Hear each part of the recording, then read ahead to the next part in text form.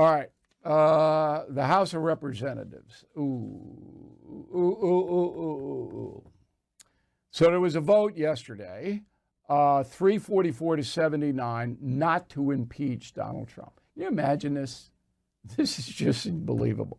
So at least the members embarrassed the 79 people who wanted him impeached. This came from a guy named Al Green, congressman from Texas. You'll remember Mr. Green on March 4th doing this. Go. Mr. Green, take your seat. Take your seat, sir. Take your seat. Finding that members continue to engage in willful and concerted disruption of proper decorum, the chair now directs the sergeant-at-arms to restore order. All right, he got booted. And he's an anarchist, this guy.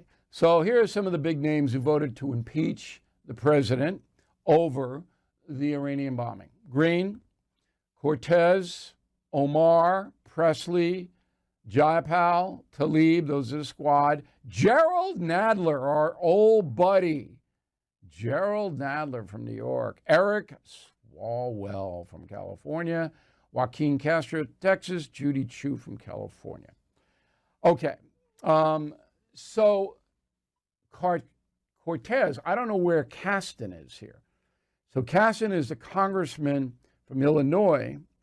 And he and Cortez, while American pilots were still in the mission, in the skies, called for the impeachment of Donald Trump on Saturday night.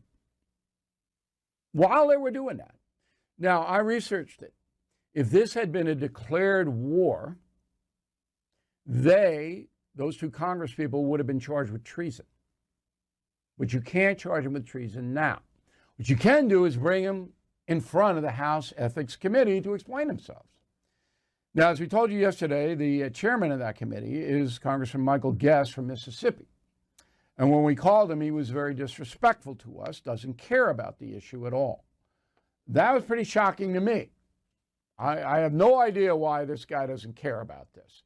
I do know that the approval rating for Congress is below 20%, and maybe that's one of the reasons why.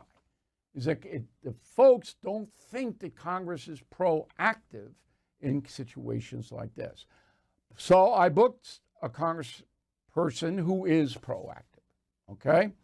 Her name is Nicole Malliotakis, and she is a congresswoman from New York. Are you as outraged as I am about Kasten and Cortez?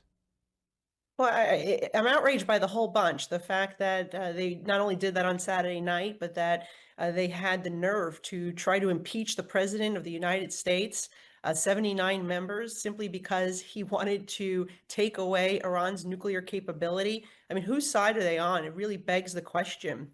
What is their intention in being in Congress when they don't want to see us being successful in this mission? And the president did not need any authorization from Congress to do what he did. These were targeted military strikes.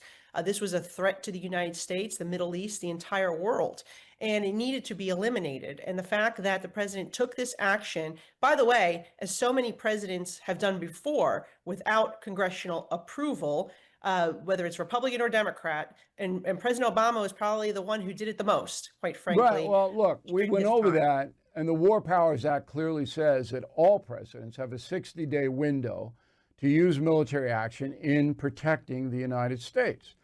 So that's going nowhere. But the fact that these two would have such poor judgment, Kasten and Ocasio-Cortez, a total loon.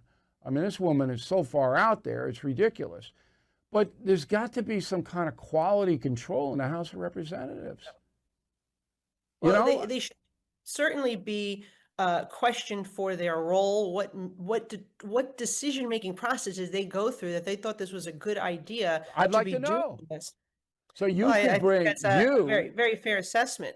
You could bring an action to the ethics committee and say, I want to see him in here.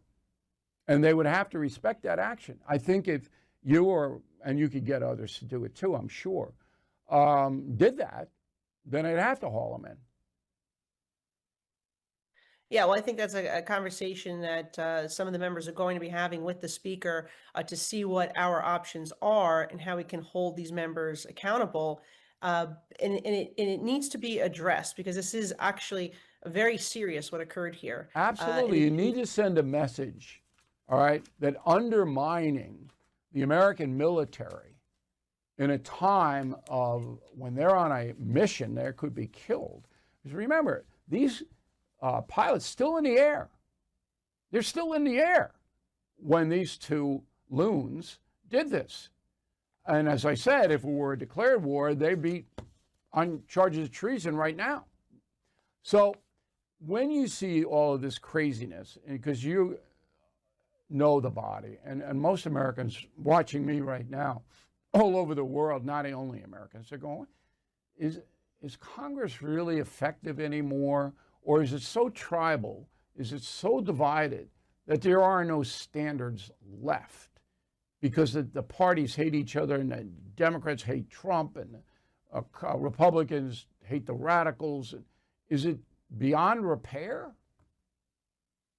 Look, I think that there is obviously a lot of division. There are a lot of factions, but we've proven to be successful in holding previous members accountable, whether it was the expulsion of George Santos or whether it be the censorship of multiple members, whether it be Ilhan Omar being removed from the Foreign Affairs Committee for her blatant anti-Semitism and anti-American actions. Those are just a couple of examples. But what I will say is that even with Bowman, look what happened with him. He pulled the fire alarm, and we censored him, and then he was voted out as a result of the actions. And I think it was because members of Congress amplified what a horrible decision he made in trying to disrupt government proceedings. Thank you for giving me those. So we try to do what we can. I mean, it's always difficult, and obviously when you have a slim majority as we do, it's hard to get every single Republican to cooperate, but oftentimes we do see bipartisan support for some of these measures, Well, like the ones. Let's hope this thing goes to the Ethics Committee. One more question about Mandani, because you're a New Yorker. So our flagship radio station is WABC, and I'm doing a big takeout tonight about how radical this guy is and how destructive he's going to be if he does become mayor. People don't understand, and I'm going to do this right after we say goodbye to you, that only 22% of eligible voters showed up. It was 100 degrees yesterday.